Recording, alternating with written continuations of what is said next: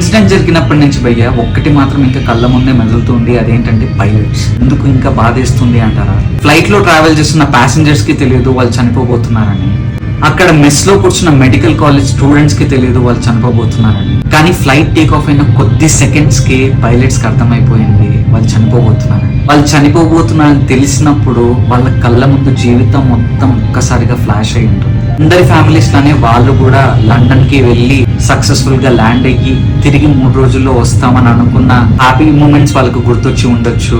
ఇంట్లో వాళ్ళ ఫ్యామిలీస్, వాళ్ళ భార్య బిడ్డలు, వాళ్ళ తల్లిదండ్రులు గుర్తొచ్చి ఉండొచ్చు.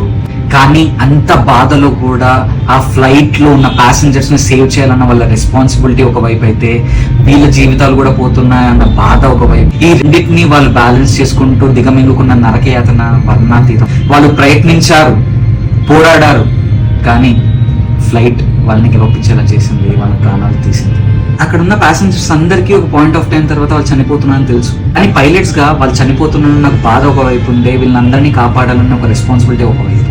ఆ 10-15 సెకండ్స్ లో ఆ పైలట్స్ యొక్క మెంటల్ స్టేట్ తలుచుకుంటుంటేనే చాలా చాలా బాధిస్తుంది. ఫ్యూయల్ ఇంజన్ ఫెయిల్ అయ్యి 1000 feet కూడా గాల్లోకి ఎగిరని ఫ్లైట్ ని కంట్రోల్ చేయాలి, నార్మల్ స్టేట్ కి తీసుకురావాలి అని వాళ్ళు ఎంత ప్రయత్నించినా ఆల్టిట్యూడ్ ని అందుకోలేక యాక్సలరేషన్ రైజ్ అవ్వక ఇంజన్ ఫెయిల్ అయ్యి ఒక పక్క స్టాలింగ్ సౌండ్స్ వాళ్ళకి అలర్ట్స్ వచ్చినా ఏమీ చేయలేని స్థితిలో వాళ్ళు ప్రయత్నించి పోరాడి చివరిగా వాళ్ళ ప్రాణాలను వదులుకున్నారు.